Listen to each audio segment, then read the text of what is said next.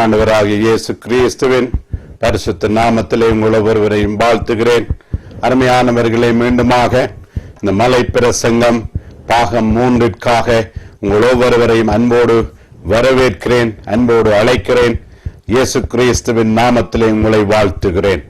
கர்த்தராகிய இயேசு கிறிஸ்து நாம் வாழும்படியாக, நாம் சுதந்தரித்துக் கொள்ளும்படியாக வரப்போகிற பூமியை நாம் சுதந்தரித்துக் கொள்ள போக நமக்கு என்ன தகுதிகள் வேணும் என்பதை தன்னுடைய மலை பிரசங்கத்திலே பிரசங்கித்தார். அந்த மலை பிரசங்கத்திலே இன்றைய நாளிலே வரப்போகிற அந்த பூமியை நாம் எப்படி சுதந்தரித்துக் கொள்வது, அதற்கு என்ன தகுதி நமக்கு வேண்டும் என்பதை இந்த பாகம் 3 நாங்கள் தியானிக்க இருக்கிறோம். மத்தேயு சுவிசேஷம் 5வது அதிகாரம் 5வது வசனத்திலே நாங்கள் வாசிக்கிறோம். சாந்த குணம் உள்ளவர்கள் பாக்கியவான்கள், அவர்கள் பூமியை சுதந்தரித்துக் கொள்வார்கள் என்று வாசிக்கிறோம். பாருங்க, நாம் வாழும் இந்த உலகத்திலே சாந்த குணம் இருந்தால் நாம் பூமியை சுதந்தரித்துக் கொள்ள முடியுமா? சாந்த குணம் இருந்தால் நாம் வாழ்ந்து கொண்டிருக்கிற இந்த பூமியிலே, அருமையானவர்களே, நாம் எல்லாவற்றையும் அடைந்து இந்த பூமியை நாம் சுதந்தரித்துக் கொள்ள முடியுமா? சாந்த குணத்தினால் நாம் வாழ்ந்து கொண்டிருக்கிற இந்த பூமியை நாம் ஆட்சி செய்ய முடியுமா? இந்த நாளிலே நாம் சிந்திக்க வேண்டியவர்களாக இருக்கிறோம். பாருங்கள், இந்த உலகம் பெரிய கேட்டுக்குள்ளே இருக்கிறது, உலகம் பாவத்துக்குள்ளே இருக்கிறது. இந்த உலகிலே யார் யாரை பிடித்து விழுங்கலாம் என்று கட்சிக்கிற சிங்கம் போல மனுஷர்கள் காத்து கொண்டிருக்கிறார்கள். தேசங்கள் காத்து கொண்டு இருக்கிறது. நவீன ஆயுதங்களை நாங்கள் பார்க்கிறோம், நிறைந்திருக்கிற, இப்படியாக கேடுகளால் நிறைந்திருக்கிற இந்த பூமியை ஆண்டவர் நீங்கள் சுதந்தரித்துக் கொள்ள வேண்டும். ஆகவே உங்களுக்கு இந்த சாந்த குணம் வேண்டும் என்று சொல்லி ஆண்டவர் பிரசங்கித்தது எதற்கு? இப்போ நாங்கள் வாழ்ந்து கொண்டிருக்கிற பூமியை சுதந்தரித்துக் கொள்ளவா? அருமையானவர்களே, அப்படியாயின் இயேசு என்ன நோக்கத்தோடு இந்த மலை பிரசங்கத்தை அவர் பிரசங்கம் பண்ணினார் பார்க்கிறோம். சாந்த குணம் உள்ளவர்கள் பாக்கியவான்கள், அவர்கள் பூமியை சுதந்தரித்துக் கொள்வார்கள். எப்போ சுதந்தரித்துக் கொள்வார்கள்? இனி எதிர்காலத்திலே அவர்கள் பூமியை சுதந்தரித்துக் கொள்வார்கள். யாரு? சாந்த குணம் உள்ளவர்கள். அவர்கள் பாக்கியவான்களாய் அந்த பூமியிலே சஞ்சரிப்பார்கள் என்று பார்க்கிறோம். அருமையானவர்களே, புதிய ஏற்பாட்டிலே மட்டுமல்ல, பழைய ஏற்பாட்டிலையும் நாங்கள் அநேக இடத்திலே பார்க்கிறோம். சாந்த குணம் உள்ளவர்கள் தேசங்களை சுதந்தரித்துக் கொள்வார்கள் என்று வேதம் நமக்கு போதிக்கிறது. அது நாம் இருக்கிற பூமியை அல்ல, இனி வரப்போகிற பூமியை பார்க்கிறோம். எதிர்காலத்திலே நடக்க போகிற இயேசுவை விசுவாசித்தவர்கள் பெற்றுக்கொண்டு சுதந்திரமாக வாழப் போகிற ஒரு பூமியை பற்றி தான் இயேசு கிறிஸ்து பிரசங்கித்தார். பழைய ஏற்பாட்டிலே கூட பார்க்கிறோம். சங்கீதம் 37:11 சாந்த குணம் உள்ளவர்கள் பூமியை சுதந்தரித்து மிகுந்த சமாதானத்தினால் மனமகிழ்ச்சி அடைவார்கள், மனமகிழ்ச்சியாய் இருப்பார்கள் என்று வாசிக்கிறோம். சங்கீதம் 37:9 பொல்லாங்கன் அறுப்புண்டு போவார்கள், கர்த்தருக்கு காத்திருக்கிறவர்களோ பூமியை சுதந்தரித்துக் கொள்வார்கள். இனி வரப்போகிற பூமியை, இனிமேல் நடக்க போகிற காரியத்தை பற்றி சொல்லப்பட்டிருக்கிறது. அதே சங்கீதம் 37:22 வாசிக்கிறோம். அவரால் ஆசீர்வதிக்கப்பட்டவர்கள் பூமியை சுதந்தரித்துக் கொள்வார்கள், அவரால் சபிக்கப்பட்டவர்களோ அறுப்புண்டு போவார்கள். ஆமேன். இனி சுதந்தரித்துக் கொள்வார்கள். சங்கீதம் 37:29 வாசிக்கிறோம். நீதிமான்கள் பூமியை சுதந்தரித்துக் கொண்டு என்றைக்கும் அதிலே வாசமாயிருப்பார்கள். என்றைக்கும் நீதிமான்கள், விசுவாசிக்கிறவர்கள் பூமியை சுதந்தரித்துக் கொண்டு என்றைக்கும் அதிலே வாசமாயிருப்பார்கள். என்றும் இயேசுவோடு வாழ்கிற ஒரு அழியாத வாழ்க்கையிலே வாழப்போகிற ஒரு பூமியை பற்றி தான் வேதம் நமக்கு போதிக்கிறது. அந்த பூமியைத்தான் இயேசு கிறிஸ்துவும் என்ன செய்தார்? தன்னுடைய மலை பிரசங்கத்திலே பிரசங்கித்தார். சாந்த குணமுள்ளவர்கள் நீங்கள் பாக்கியவான்கள், அவர்கள் பூமியை சுதந்தரித்துக் கொள்வார்கள். இனி வரப்போகிற பூமியை பாருங்கள், இந்த வாக்கு சொல்லப்பட்ட விதத்திலே பார்க்கிறோம். எதிர்காலத்திலே வரப்போகிற ஒரு பூமியை பற்றி, அந்த எதிர்காலத்திலே விசுவாசிகள் ஆசீர்வதிக்கப்பட்டவர்கள் பெற்று எப்பவும் ஆண்டவரோட நித்தியத்துக்கும் வாழப்போகிற ஒரு பூமியை பற்றி தான் இயேசு கிறிஸ்து பிரசங்கித்தார். இந்த பூமியை பற்றி தான் அருமையானவர்களே, வெளிப்பாடுகள் 21வது அதிகாரம் 1வது வசனத்திலே வாசிக்கிறோம். பின்பு நான் புதிய வானத்தையும் புதிய பூமியையும் கண்டேன். முந்தின வானமும் முந்தின பூமியும் ஒளிந்து போயின, சமுத்திரமும் இல்லாமற் போயிற்று. யோவானாகிய நான் புதிய எருசலேமாகிய பரிசுத்த நகரத்தை தேவனிடத்திலிருந்து பரலோகத்தை விட்டு இறங்கி வர கண்டேன். அது தன் புருஷனுக்காக அலங்கரிக்கப்பட்ட மணவாட்டியைப் போல ஆயத்தமாக்கப்பட்டிருந்தது என்று வாசிக்கிறோம்.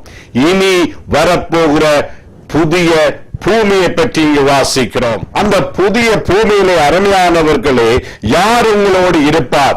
இயேசு கிறிஸ்து தேவன். வெளிப்பாடுகள் 21:3வது வசனத்திலே வாசிக்கிறோம். மேலும் பரலோகத்திலிருந்து உண்டான ஒரு பெரும் சத்தத்தை கேட்டேன். அது இதோ மனுஷர்களிடத்திலே தேவனுடைய வாசஸ்தலம் இருக்கிறது, அவர்களிடத்திலே அவர் வாசமாயிருப்பார், அவர்களும் அவருடைய ஜனங்களாயிருப்பார்கள். தேவன் தாமே அவர்களோட இருந்து அவர்களுடைய தேவனாயிருப்பார். ஆமென், ஹல்லேலூயா. வரப்போகிற பூமியிலே தேவன் தன்னுடைய ஜனத்தோடு, தன்னுடைய ஜனத்துக்கு அவர் தேவனாயிருப்பார். ஜனங்களோடு அவர் வாசம் பண்ணுவார், ஜனங்கள் மத்தியிலே அவர் இருப்பார். எங்கே? இனி வரப்போகிற பூமியிலே, சாந்த குணம் உள்ளவர்கள் வாழப்போகிற பூமியிலே. அந்த பூமியிலே என்ன இல்லாமல் இருக்கும்? இந்த பொல்லாத பூமியில இருக்கிற நோய்கள், வியாதிகள், யுத்தங்கள், சண்டைகள், எரிச்சல்கள், பொறாமைகள், விபச்சார எண்ணங்கள், இச்சைகள், ஆசைகள், இவைகள் எல்லாம் அந்த பூமியிலே இல்லை. அருமையானவர்களே, இதையும் பார்க்கிறோம். வெளிப்பாடுகள் 21:4 வாசிக்கிறோம். அவர்களுடைய கண்ணீர் யாவையும் தேவன் துடைப்பார். இனி மரணமும் இல்லை, துக்கமும் இல்லை, அலறுதலும் இல்லை, வருத்தமும் இல்லை, முந்தினவைகள் ஒளிந்து போயின என்று விளம்பிற்று. ஆமென், ஹல்லேலூயா. அந்த புதிய பூமியிலே பாருங்க, சிங்காசனத்தின் மேல் வீற்றிருந்தவர், இதோ நான் சகலத்தையும் புதிதாக்குகிறேன் என்றார். பின்னும் அவர் அந்த வசனங்கள் சத்தியமும் உண்மையானவைகள், இவைகளை நீ எழுது என்று யோவானுக்கு சொல்லுகிறதை பார்க்கிறோம். ஆமென், ஹல்லேலூயா. அருமையானவர்களே, நாளிலே நாங்கள் பார்க்கிறோம், சாந்த குணம் உள்ளவர்கள் பாக்கியவான்கள், அவர்கள் பூமியை சுதந்தரித்துக் கொள்ளுவார்கள். பாருங்க, அவர்கள் புதிய வானத்தையும் புதிய பூமியையும் சுதந்தரித்துக் கொள்வார்கள் என்பதைத்தான் இயேசு கிறிஸ்து தன்னுடைய மலை பிரசங்கத்திலே போதித்தார். அருமையானவர்களே, பார்க்கிறோம், இப்போ நாம் இருக்கும் பூமியை அல்ல, இனி வரப்போகிற ஒரு புது பூமியை பற்றி வேதம் நமக்கு சொல்லுகிறது. அந்த பூமியை சுதந்தரித்துக் கொள்ள வேண்டுமாயின் நமக்கு என்ன வேண்டும்? சாந்த குணம் வேண்டும். சாந்த குணம் நம்முடைய வாழ்க்கைக்கு இன்றியமையாததா இருக்கிறது. அருமையானவர்களே, சாந்த குணம் நமக்கு இல்லை என்றால் அதன் கருத்து தாழ்மை நமக்கு இல்லை. தாழ்மை நமக்கு இல்லை என்பதுதான் அதனுடைய அர்த்தம். சாந்த குணத்தை ஒரு மனுஷன் அடைய வேண்டுமாக இருந்தால், அந்த புதிதாக வரப்போகிற பூமியை அவன் சுதந்திரித்து பாக்கியவானாய் தேவனோடு என்றென்றும் அவன் வாழ வேண்டுமாக இருந்தால் மனுஷனுக்கு சாந்த குணம் வேண்டும். அந்த சாந்த குணம் வேண்டுமாக இருந்தால், அருமையானவர்களே, அந்த மனுஷன் தன்னை தாழ்த்த வேண்டும். தன்னை தாழ்த்த வேண்டும். தன்னை தாழ்த்தும் போதுதான் அந்த மனுஷனுக்கு சாந்த குணம் உண்டாகிறது என்று பார்க்கிறோம். ஆகவே தேவனுடைய ஆட்சியை, தேவன் மத்தியிலே வாசம் பண்ணுகிற, தேவன் நடுவிலே வாழப்போகிற, தேவனோடு என்றென்றும் வாழப்போகிற ஒரு பூமியை பற்றித்தான் இயேசு கிறிஸ்து பேசினார். அப்ப பாருங்கள், யார் தேவனுடைய இந்த ராஜ்யத்தை சுதந்திரிப்பார்கள்? சாந்த குணம் என்ற ஒரு கனியை, ஆவியின் கனியை பெறுகிறவர்கள். சாந்த குணம் ஆவியின் கனிகளிலே ஒன்றாக இருக்கிறது. அந்த சாந்தம் அருமையானவர்களே ஒரு மரத்திலே பூத்து காய்த்து அங்கு கனி வருகிறது போல இயேசு என்ற அந்த செடியிலே நாம் கொடிகளாக இருந்து நாங்கள் பூத்து காய்த்து பழுக்க வேண்டும். அப்போ கனிகளை கொடுக்கிறோம். கனிகளை நாங்கள் கொடுக்கும் போது அநேக கனிகளுக்குள்ளே ஒரு கனிதான் சாந்தம் என்று இங்கு வேதம் சொல்லுகிறதை பார்க்கிறோம். யோவான் பாருங்க 15:4 இயேசு கிறிஸ்து சொல்லுகிறார், என்னில் நிலைத்திருங்கள், நானும் உங்களில் நிலைத்திருப்பேன். கொடியானது திராட்சை செடியிலே நிலைத்திராவிட்டால் அது தானாய் கனி கொடுக்க மாட்டாது போல நீங்களும் என்னில் நிலைத்திராவிட்டால் கனி கொடுக்க மாட்டீர்கள். 5வது வசனத்திலே வாசிக்கிறோம், நானே திராட்சை செடி, நீங்கள் கொடிகள். ஒருவன் என்னிலும் நான் அவனிலும் நிலைத்திருந்தால் அவன் மிகுந்த கனிகளை கொடுப்பான். என்னை அல்லாமல் உங்களால் ஒன்றும் செய்ய ஆகாது, செய்யக்கூடாது என்று இயேசு சொன்னார். பாருங்க, நாம் சாந்தம் என்னும் காரியத்தை பெற வேண்டுமாயின், சாந்த குணம் உள்ளவர்களாக மாற வேண்டுமாயின் அது லேசான காரியம் அல்ல. செடி என்ற இயேசுவிலே கொடிகளாக நாங்கள் இருக்க வேண்டும். அருமையானவர்களே, இயேசுவில் நிலைத்திருக்க வேண்டும். இயேசுக்குள்ளே நாங்கள் வளர வேண்டும். வசனத்திலே நாங்கள் வளர வேண்டும். வசனத்திற்கு நாங்கள் பயப்பட வேண்டும். கட்டளைகளை நாங்கள் கடைபிடிக்க வேண்டும். அருமையானவர்களே, ஒரு மரத்தை போல கனி கொடுக்கிறது. ஒரு மரம் எப்படி கனி கொடுக்கிறதோ அதே போல இயேசு கிறிஸ்து என்ற செடியிலே கொடிகளாக நாங்கள் நிலைத்திருந்து கனி கொடுக்க வேண்டும். அவரை நன்றாக அறிய வேண்டும். சத்தியத்தை நன்றாக அறிய வேண்டும். அந்த சத்தியத்தை நாங்கள் வாழ வேண்டும். அந்த சத்தியத்துக்கு பயப்பட வேண்டும். அந்த சத்தியத்துக்காக உயிரையை கொடுக்க வேண்டும்.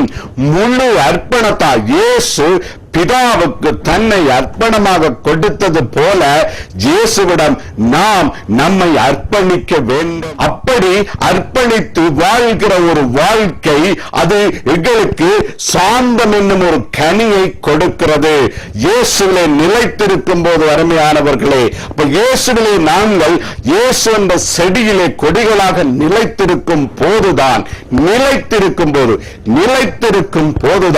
இப்படியான கனிகளை நாம் பெறுகிறோம். அதைத்தான் கலாத்தியர் 5:22 வாசிக்கிறோம்.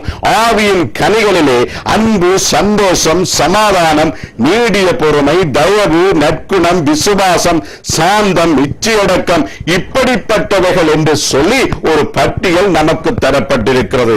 இது யாருக்கு வருகிறது?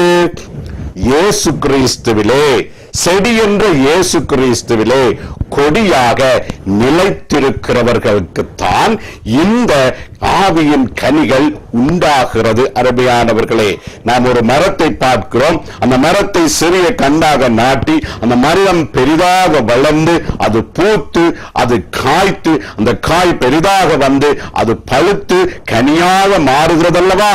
எவ்வளவு காலம் செல்லுகிறது பார்த்தீர்களா? அதே மாதிரி தான் இயேசு கிறிஸ்துவை விசுவாசித்து அவருக்குள்ளே அவரோடு நிலைத்திருந்து அருமையானவர்களே, நாங்கள் அவருடைய கட்டளைகளின்படி வசனத்துக்கு பயப்பட்டு வாழ்ந்து கொண்டு இருக்கும் போது, அர்ப்பணித்தங்களை வாழும் போது என்ன செய்கிறது? இப்படியான அன்பு, சாந்தம், சமாதானம், நீடிய பொறுமை, தயவு, நற்குணம், விசுவாசம், சாந்தம் போன்ற கனிகள் எங்களுக்குள்ளே வருகிறது. ஏன் தெரியுமா? இவ்வளவும் இயேசு கிறிஸ்துவுக்கு உரிய ஒரு சிந்தை. அப்ப இயேசு கிறிஸ்துவுடையவர்கள், அவரை விசுவாசிக்கிறவர்களும் கூட அவருடைய சிந்தை நிச்சயமாக இருக்கும் இல்லையா? ஆமென். ஆகவேதான் இயேசுவின் எல்லா சிந்தைகளிலே ஒன்று சாந்த குணம். அந்த சாந்த குணம் என்னும் கனியை இயேசு என்ற செடியில இருந்து கொடியாகிய நாங்கள் பூத்து காய்த்து கனி கொடுக்கும் போது இந்த சாந்த குணம் என்ற கனியை பெறுகிறோம். இந்த சாந்த குணம் என்ற கனியை பெறும்போதுதான் அருமையானவர்களே, அப்படி நாங்கள் கனியும் போதுதான் வரப்போகிற அந்த புதிய பூமியை நாம் சுதந்திரித்துக் கொள்ள தகுதியுடையவர்களாக நாம் ஆகிறோம். ஆமென் என்று வேதம் சொல்லுகிறது. அருமையானவர்களே, பாருங்க, அப்ப இந்த பூமியை சுதந்திரித்துக் கொள்ள வேண்டுமாயின், அந்த பாக்கியத்தை அடைய வேண்டுமாயின், அருமையானவர்களே, என்ன செய்ய வேண்டும்? இப்ப இருக்கிற பூமியிலே நாம் என்ன செய்ய வேண்டும்? அந்த பாக்கியத்தை தேட வேண்டும். பாருங்க, வரப்போகிற பூமியை சுதந்திரிக்க இப்போ நாங்கள் வாழ்ந்து கொண்டிருக்கிற பூமியிலே நாம் அதை தேட வேண்டும் என்று சொல்லி பார்க்கிறோம். இனி அந்த பூமி வந்த பிறகு போய் அந்த பூமியிலே நாம் தேட முடியாது. இப்போ இருக்கிற இந்த பூமியிலே இயேசு பிரானை விசுவாசித்து அந்த செடியிலே நான் கொடியாக மலர்ந்து அங்கே கனி கொடுக்கும் போதுதான் சாந்த குணம் எனக்கு உண்டாக்குறது. அப்போதான் இந்த பூமியிலே இருந்து நான் தேடுகிறது எனக்கு வரப்போகிற பூமியிலே அந்த சுதந்திரத்தை கொண்டு வருகிறது. ஆமென், ஹல்லேலூயா, ஹல்லேலூயா. அப்ப இயேசு என்ற செடியிலே, இயேசு கிறிஸ்து என்ற செடியிலே, அருமையானவர்களே, நீங்கள் கொடிகளாக படர வேண்டும். நீங்கள் கொடிகளாக அங்கு பூத்து காய்த்து கனி கொடுக்க வேண்டும். அப்போதான் புதிதாய் வரப்போகிற அந்த புதிய வானம் பூமியிலே நமக்கு சுதந்திரம் உண்டு என்று பார்க்கிறோம். ஹல்லேலூயா, ஹல்லேலூயா. இயேசு என்ற செடியிலே நாம் நிலைத்திருக்க வேண்டும். நாம் நிலைத்திருக்கும் போதுதான் என்ன நடக்கிறது? சாந்தத்தை நாம் கற்றுக்கொள்கிறோம். வேறு எந்த செடியிலும் அந்த ஒரு சாந்தத்தை கற்றுக்கொள்ள முடியாது. அருமையானவர்களே, இயேசு சொன்னார் மத்தேயு சுவிசேஷம் 11வது அதிகாரம் 29வது வசனத்திலே, நான் சாந்தமும் மனத்தாழ்மையுமாய் இருக்கிறேன். என் நுகத்தை உங்கள் மேல் ஏற்றுக்கொண்டு என்னிடத்திலே கற்றுக்கொள்ளுங்கள். ஆமென். பாருங்க, நான் சாந்தமும் மனத்தாழ்மையுமா இருக்கிறேன். அந்த சாந்தத்தையும் மனத்தாழ்மையையும் நீங்கள் என்னிடமிருந்து கற்றுக்கொள்ள வேண்டும். அந்த சாந்தமும் மனத்தாழ்மையும் வேறு யாரிடமிருந்தும் நாம் கற்றுக்கொள்ள முடியாது. இயேசுவிடம் இருந்துதான் கற்றுக்கொள்ள முடியும். ஆகவே என்னிடமிருந்து கற்றுக்கொள்ளுங்கள் என்று ஆண்டவர் சொல்லுகிறார். ஆகவேதான் அந்த செடியாகிய மரத்திலே நாம் என்ன செய்ய வேண்டும்? கொடிகளாக நிலைத்திருக்க வேண்டும். ஆகவே நாங்கள் பார்க்கிறோம், அருமையானவர்களே, இந்த பாக்கியத்தை நாங்கள் பெறுவதற்கு அருமையானவர்களே, நாம் நம்மை தாழ்த்த வேண்டும். இயேசு கிறிஸ்துவை விசுவாசிக்க வேண்டும். அருமையானவர்களே, லூக்கா 6:20 வாசிக்கிறோம். அப்பொழுது அவர் தம்முடைய சீஷர்களை நோக்கி பார்த்து, தரித்திரராகிய நீங்கள் பாக்கியவான்கள், தேவனுடைய ராஜ்யம் உங்களுடையது என்று சொல்லி ஆண்டவர் சொன்னார். தேவனுடைய ராஜ்யம் என்றால் என்ன? தேவனுடைய ஆட்சி எங்கே இருக்கிறது? இப்போ நம்மிடத்தில் இருக்கிறது. அது தொடர்ந்து நிலவரமாக எங்கே இருக்க போகிறது? வரப்போகிற பூமியிலே அது இருக்க போகிறது. அதற்கு தரித்திரர்கள் என்று சொன்னால் ஒன்றுமில்லாதவர்கள், பாவிகள், எல்லாராலும் கைவிட்டவர்கள், எல்லாராலும் மதிக்கப்படாதவர்கள், ஏழ்மையானவர்கள், எளிமையானவர்கள், இப்படியானவர்களைத்தான் நாங்கள் பார்க்கிறோம். தரித்திரராகிய நீங்கள் பாக்கியவான்கள். யாருக்கு இந்த தேவனுடைய ராஜ்யம் சொந்தமாகுது?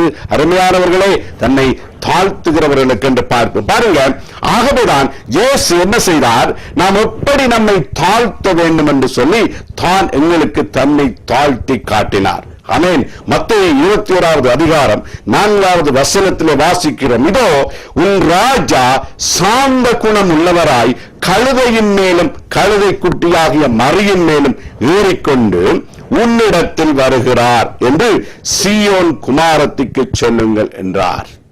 தன்னை தாழ்த்திய ஆண்டவர் ஒரு கழுதை குட்டிக்கு மேல் அவர் ஏறி வந்தார். இவ்வளவு பெரிய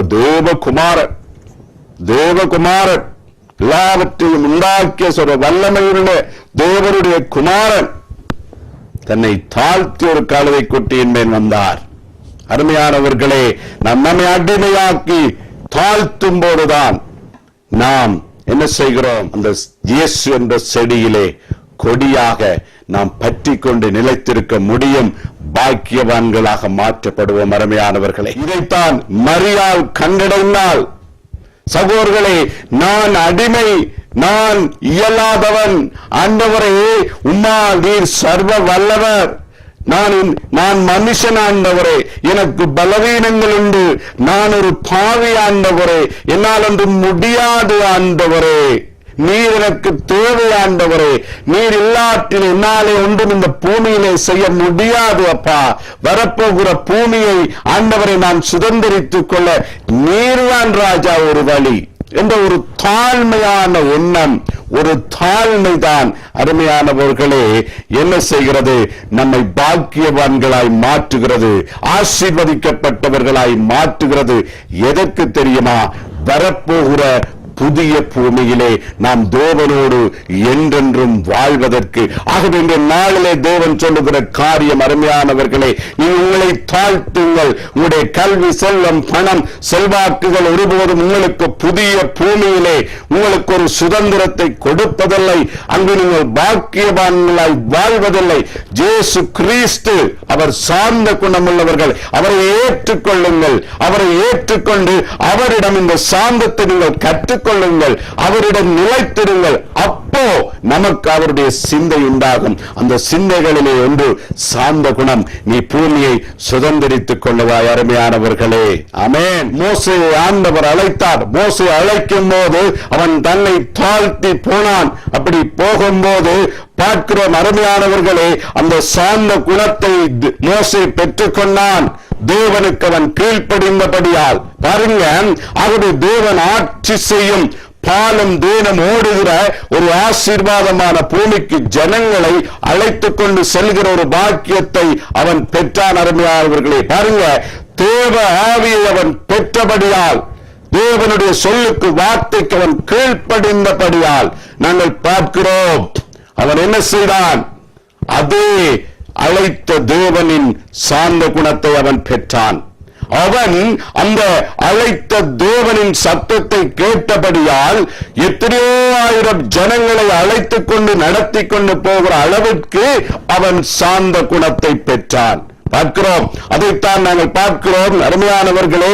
என்னாகமம் 12வது அதிகாரம் 3வது வசனத்திலே, மோசேயானவன் பூமியில் உள்ள சகல மனிதர்களும் மிகுந்த சார்ந்த குணமுள்ளவனாயிருந்தான் என்று வாசிக்கிறோம்.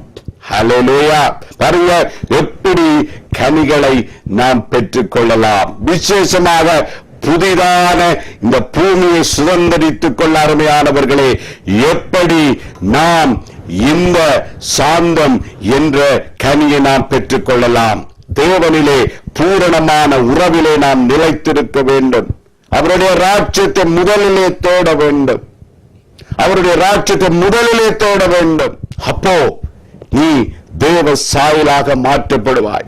நீ தேவ மனிதன் என்று வேதம் ஒன்றை சொல்லுகிறது அருமையானவர்கள். தேவ மனிதர்கள் இந்த பூமியை, பாவம் நிறைந்த பூமியை சுதந்திரிப்பதிலே எதுவித பிரயோஜனமும் இல்லை. இயேசு கிறிஸ்து ஆட்சி செய்ய போகிற பூமியை சுதந்திரிக்க பிறந்தவர்கள் பாக்கியமான ஜனங்கள். ஆமென். ஹல்லேலூயா. இயேசுவின் ஆட்சியில் உள்ள பூமி நாங்கள் பார்க்கிறோம்.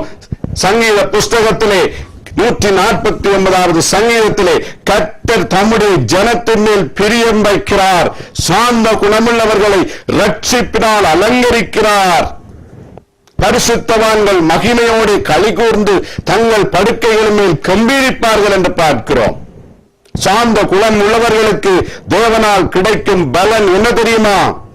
சாந்த குணமுள்ளவர்கள் நியாயத்திலே நடத்தி சாந்த குணம் உள்ளவர்களுக்கு தமது வழியை ஆண்டவர் போதிக்கிறார்.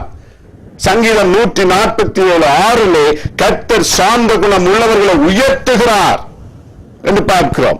சங்கீதம் 149:4 கர்த்தர் தம்முடைய ஜனத்தின் மேல் பிரியம் வைக்கிறார், சாந்த குணமுள்ளவர்களை ரட்சிப்பினால் அலங்கரிக்கிறார் என்று சொல்லி வாசிக்கிறோம். அருமையானவர்களே, ஆகவேதான் தேவ மனுஷர்களுக்கு தேவன் சொல்லுகிற காரியம், நீங்கள் சாந்த குணத்தை தேடுங்கள், சாந்த குணத்தை அடையும்படி நாடுங்கள் என்று தேவ மனுஷனாகிய தீமோத்தேயுவுக்கு சொல்லப்பட்டிருக்கிறது. 1 தீமோத்தேயு 6:11 நீயோ தேவனுடைய மனுஷனே இவைகளை விட்டோடி நீதியையும் தேவ பக்தியையும் விசுவாசத்தையும் அன்பையும் பொறுமையையும் சாந்த குணத்தையும் அடையும்படி நாடு. ஆமேன். ஏன் பூமி என்று இருக்கிறது, புதிய பூமி ஒன்று இருக்கிறது. அங்கே தேவன் இருப்பார். தேவன் ஜனங்கள் மத்தியில இருப்பார். தேவன் ஜனங்களோடு சேர்ந்து தேவன் இருப்பார். அவர்கள் 1000 வருஷத்துக்கு மேல் தேவனோடு வாழ்வார்கள். ஆகவே ஒரு பூமி இருக்கிறது. அந்த வரப்போகிற பூமியை நீ இப்போ இருக்கிற பூமியிலே தேட வேண்டும். ஆகவே நீ சார்ந்த குணத்தை நீ அடையும்படி நாட வேண்டும். இந்த பூமியிலே அது உன்னுடைய வேலை. நீ அதை விரும்ப வேண்டும். உன்னை தேவ மனுஷன் என்று சொல்லி வேதம் அழைக்கிறது. தேவ சாயலுடையவன் என்று வேதம் அழைக்கிறது. நீ அவர்களை நிலைத்திருக்கும் போது, நிலைத்திருந்து கனி கொடுக்கிற அளவுக்கு நிலைத்திருக்கும் போதுதான் நீ தேவனுடைய சாயலை உடையவனாய் மாறுகிறாய். அருமையானவர்களே, பாருங்க எப்படி நாடுவது சார்ந்த குணத்தை பாருங்க. தீத்து புஸ்தகம் 3:2 நாம் அருமையானவர்களே யாரையும் ஒருபோதும் தோஷிக்க கூடாது. ஆகவே இன்றைய நாளில் அருமையானவர்களே, இயேசு கிறிஸ்துவின் நாமத்திலே நான் உங்களுக்கு சொல்லுகிற ஒரு காரியம், சார்ந்த குணம் உள்ளவர்கள் பாக்கியவான்கள், அவர்கள் பூமியை சுதந்தரித்துக் கொள்வார்கள். அருமையானவர்களே, நாம் வாழ்கிற இந்த பூமி ஒரு நாள் அழிந்து போகும். இன்னொரு பூமி உண்டு. நீ அந்த பூமியிலே வாழ வேண்டும் என்னோடு என்று ஆண்டவர் அழைக்கிறார். அந்த பூமியிலே நீ வாழ வேண்டும். தேவனோடு சஞ்சரிக்க வேண்டும். தேவனோடு இருக்க வேண்டும். 1000 வருஷம் நீ அவரோடு வாழ வேண்டும். இதுதான் வாழ்க்கையின் குறிக்கோள். அருமையானவர்களே, இந்த வாழ்க்கையின் குறிக்கோளை அடையும்படி ஆண்டவர் இந்த நாளிலே உன்னை அழைக்கிறார். இந்த வாழ்க்கையின் குறிக்கோளை அடைந்து அந்த புதிய பூமியிலே நீ வாழ வேண்டுமாக இருந்தால் நீ இயேசு கிறிஸ்துவை விசுவாசிக்க வேண்டும். அந்த செடியிலே நீ கொடியாக படர வேண்டும். அப்போ சார்ந்த குணத்தை பெற்று நீ புதிய பூமிக்கு வாழ்கிற அந்த தகுதியை நீ அடைவாய். நாம் வாழ்கிற இந்த வாழ்க்கை ஒளிந்து போம். இந்த நாளிலே நீ சிந்தித்து பார். உன்னுடைய வாழ்க்கை இந்த பூமியோட முடிந்து போகிற வாழ்க்கையை நீ விரும்புகிறாயா, அல்லது இன்னும் ஒரு பூமி ஒன்று இருக்கிறது, அந்த புதிய பூமியில் 1000 வருஷம் படைத்த தேவனோடு நீ வாழ விரும்புகிறாயா? இந்த நாளிலே நீ முடிவெடுத்துக்கொள். அருமையானவர்களே, நாம் வாழ்கிற இந்த உலகம் பொல்லாதது. இங்கே பாவம் நிறைந்த உலகம், பொல்லாங்கனுடைய ஆட்சி நடக்கிற உலகம். ஆனால் அந்த உலகத்திலே தேவனங்களை பிடித்துக் கொள்கிறார். மனுஷர்கள் அழிந்து போவதை ஆண்டவர் விரும்பவில்லை. எந்த மனுஷன், ஒரு மனுஷன் கூட வீணாய் போவதை ஆண்டவர் விரும்பவில்லை. அவர் வருவதற்கு 2ஆம் முறை தாமதமாவதே எல்லா மனுஷரும் ரட்சிக்கப்பட வேண்டும் என்பதற்காக, புதிய பூமியிலே வாழ வேண்டும் என்பதற்காக. இந்த நாளிலே ஆண்டவரிடம் உன்னை ஒப்புக்கொடு. இந்த அழிந்து போகிற பூமியில் என்னுடைய வாழ்க்கை அழிந்து போகாமல் நீ இந்த பூமி அழிந்து இயேசு கிறிஸ்து வரும்போது எல்லாரும் எழுந்திருப்பார்கள். அதிலே நீ புதிய பூமியை சுதந்திரித்துக் கொள்வதனாக நீ எழுந்திருக்க வேண்டும் என்பது ஆண்டவருடைய சித்தம். உன்னுடைய ஆத்மாவை நீ காத்துக்கொள்ள. அருமையானவர்களே, நீ பாக்கியவான். எப்போ இந்த பூமியை சுதந்திரித்துக் கொள்ளும் போது கர்த்தர் உன்னை அழைக்கிறார், இந்த பூமியை நீ சுதந்திரித்துக் கொள்வதற்காக. ஆகவேதான் இயேசு சொல்கிறார், நீ பாக்கியவான். சார்ந்த குணம் உள்ளவர்கள் பாக்கியவான்கள், பூமியை சுதந்திரித்துக் கொள்வார்கள். வாருங்கள், சார்ந்த குணத்தை தேடுங்கள், நாடுங்கள், அதை பெற்றுக்கொள்ள இயேசுவை விசுவாசியுங்கள். அந்த செடியிலே கொடியாக இருந்து அவருக்கு உங்களுடைய வாழ்க்கை அர்ப்பணித்து வாழுங்கள். சார்ந்த குணம் உங்களுக்கு உண்டாகும். அது ஒரு கனியாக இருக்கிறது. அப்போ புதிய வானம், புதிய பூமி என்ற இடத்திலே உங்களால் வாழ முடியும். அருமையானவர்களே, ஹல்லேலூயா. கர்த்தர் உன்னை ஆசீர்வதிப்பாராக. இயேசுவின் நாமத்திலே உங்களை வாழ்த்துகிறேன். நல்ல சகோதரர்களே, ஆண்டவரே சுவாமி, இந்த செய்தியை கேட்ட ஒவ்வொரு பிள்ளைகளையும் பாதத்திலே ஒப்புக் கொடுக்கிறேன். தாவே, இவர்களோடு பேசும், இவர்களை ஆசீர்வதியும். விசுவாசிக்க இருக்கிற தடைகளை எடுத்து போடும். இயேசு கிறிஸ்துவின் சர்வ வல்லமையுள்ள நாமத்திலே ஆண்டவரே, நாம் வாழ்கிற இந்த பூமியில் அழிந்து போகும். அதோடு நாம் அழிந்து போகாமல் வரப்போகிற ஒரு பூமியிலே நாம் வாழ அழைக்கும் இந்த அழைப்பை இவர்கள் ஏற்று வர கிருபை செய்யும். அதற்கு இருக்கிற தடைகளை எடுத்து போடும் ஆண்டவரே, எடுத்து போடும். விசுவாசிக்க இருக்கிற தடைகளை எடுத்து போடும். கர்த்தாவே, இயேசு கிறிஸ்துவின் நாமத்தில் இந்த செய்தியை பார்த்து கொண்டிருக்கிற ஆசீர்வதிக்கிறேன். தடைகளை எடுத்து ஆண்டவரே, உம்முடைய ஆலயத்துக்கு காலடி எடுத்து வைத்து உம்மை விசுவாசித்து உண்மையிலே நிலைத்திருந்து சார்ந்த குணத்தை இவர்கள் அடைய இவர்களுக்கு உதவி செய்யும்படியாக ஜெபிக்கிறோம். இயேசு கிறிஸ்துவின் நாமத்திலே வரப்போகிற புதிய பூமியிலே ஆண்டவரே இவர்களை உம்முடையவர்களாக சேர்த்துக்கொள்ள இயேசுவின் நாமத்தை இவர்களுக்காக ஜெபிக்கிறேன் நல்ல பிதாவே. ஆமென், ஆமென், ஹல்லேலூயா. கர்த்தர் தாமே உங்களை நிறைவாய் ஆசீர்வதிப்பாராக.